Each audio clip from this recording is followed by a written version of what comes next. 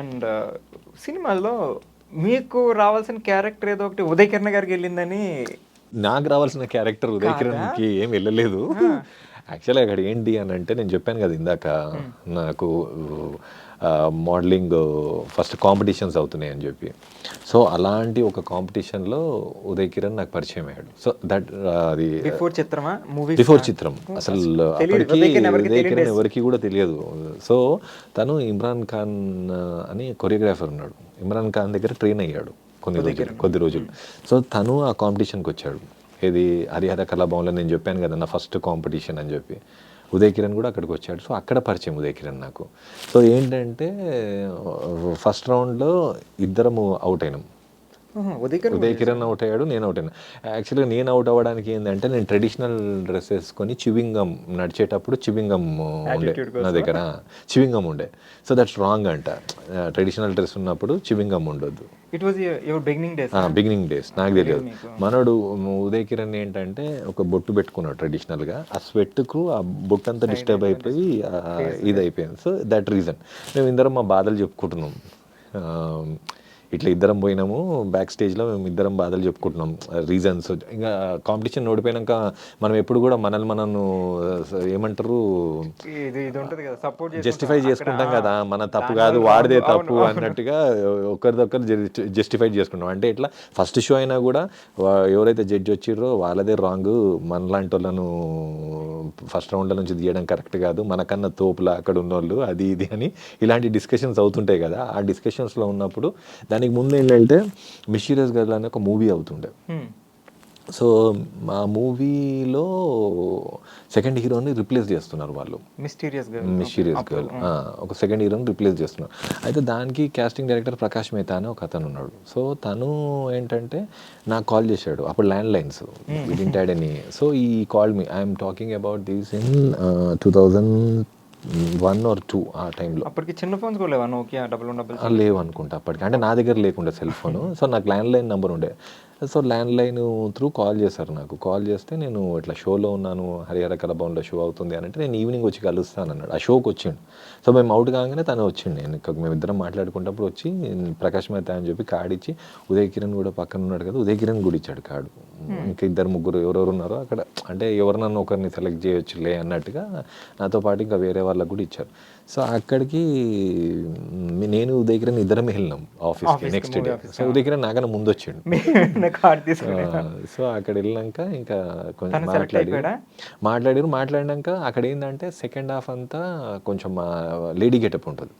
So they wanted some chocolate boy face అప్పుడు. So తనుకి కరెక్ట్గా suit అయిన ఉండే ఆ క్యారెక్టర్కి యాప్ట్ అనిపించి, సో ఈ గాట్ సెలెక్టెడ్ అక్కడ. మీరేమో మంచి కండలతో మస్కులర్. అప్పుడు గ్రాఫిక్ మిస్టర్ ఇండియా కాంటెస్ట్ కి వెళ్ళే నీకు ప్రిపరేషన్ ఉండే నాది. సో మెయింటెనెన్స్ లో ఉన్నారు. అవును. సో ఆ మ్యాచ్ లుక్ లో ఉన్నారు. అవును. సో ఉదయ్ కిరణ్ సెలెక్ట్ అయ్యారు. Uday Kiran got selected. Shooting కూడా స్టార్ట్ అయింది. తర్వాత ఇంకా మనకు అక్కడ కంటిన్యూ అయిపోయింది. తర్వాత మళ్ళీ మేము ఇద్దరము ఎప్పుడు అని అంటే ఆ మూవీ ఇంకా కంప్లీట్ అయ్యి ఆగిపోయింది అనుకుంటుంది. ఫుల్ రిలీజ్ అదేం కాలేదు. ఇంకా అది జస్ట్ షూటింగ్ ఎన్నో డేస్ చేసిర్రు, ఆ తర్వాత అయిపోయింది. తర్వాత హేమద్ అనే అప్పుడు ఫ్రెండ్, నాకు ఇప్పుడు కూడా మంచి ఫ్రెండ్, ఇప్పుడు కాస్టింగ్ డైరెక్టర్ అయ్యింది తను. అప్పుడు చిత్రం మూవీకి మళ్ళీ మా ఇద్దరిని మళ్ళీ అంటే ఇద్దరం అక్కడ కలుసుకున్నాం. మళ్ళీ తర్వాత ఈవెంట్ తర్వాత మళ్ళీ అక్కడ అక్కడ కలుసుకున్నాం. చిత్రం మూవీకి ఆడిషన్కి. అంటే తేజ సార్ తోరి అప్పుడు రామానంద్ సార్ అని ఉండే, తను కాస్టింగ్ డైరెక్టర్ ఉండే ఆ మూవీకి చిత్రానికి. సో నేను తర్వాత రామానంద్ సార్ దగ్గర ట్రైన్ కూడా అయ్యాను. యాక్టింగ్ ఇన్స్టిట్యూట్ ఇప్పుడు లేరు సార్. సో అక్కడ మళ్ళీ ఇది మన ప్లేస్ గుర్తు రావట్లేదు, బేగంపేటలో యాత్రి నివాస్లో కలిసాం మళ్ళీ. తేజ సార్ని మీట్ అయినాము. తర్వాత ఉదయ్ కిరణ్ ఈ వాజ్ గుడ్. మనం మాట్లాడుకునే వాళ్ళము. ఇది వివరెంట్ టచ్. చిత్రం తర్వాత కూడా మనసంతా నువ్వే అంతా కూడా టచ్లో ఉండే. బట్ అయితే అంటే ఫ్రెండ్ అంటే పెద్దగా ఇది ఉండేది కాదు, but we know each other అట్లా. అంటే ఎప్పుడైనా కలిస్తే మాట్లాడుకోవడం. సో ఆల్ ఆఫ్ సడన్ మంచి పీక్ టైంలో ఉన్నప్పుడు తెలిసిందే ఉదయ్ కిరణ్ అవునవును. సూసైడ్ కమిట్ చేసుకున్నారని ఇట్లా. సో మీకు ఎలా అనిపించింది ఆ మూమెంట్? అంటే మీకు తెలిసిన వ్యక్తి ఎవరో పోతేనే మూవీ స్టార్స్ ఎవరికైనా ఏదైనా అయిందంటే మనం అవును. జనరల్గా తెలిసి అలాంటిది మీతో టచ్లో ఉండి మీరు మాట్లాడుకుని 2-3 టైమ్స్ కలిసి. I felt very sad for him పాపం, ఎందుకంటే ఒక మంచి ఈజ్ నోబడీ, వాజ్ నోబడీ.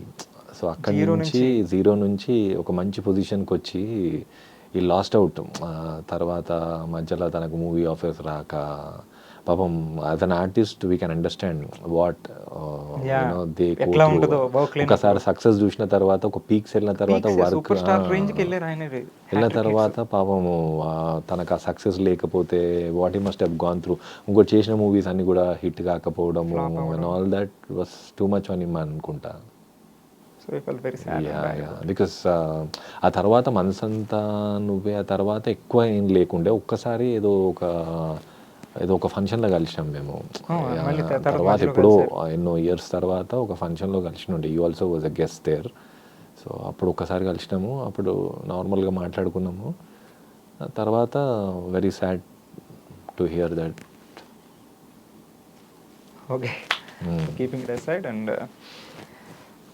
మీరు కాలేజ్ టైంలో I mean you look so calm and composed actually.